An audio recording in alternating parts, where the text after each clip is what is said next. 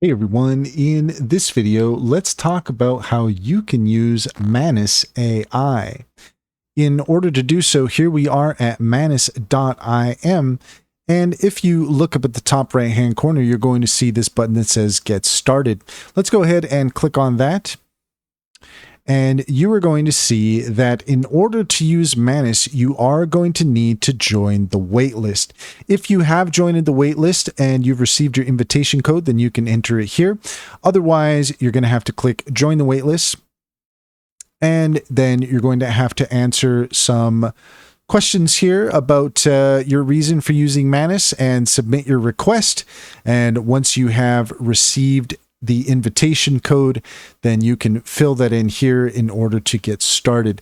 And that's all there is to it. If you found this video helpful, please leave a comment and like and subscribe. And don't forget to set your notifications for more helpful tips. Also, if you take a look in the description, you will find a link to our link tree.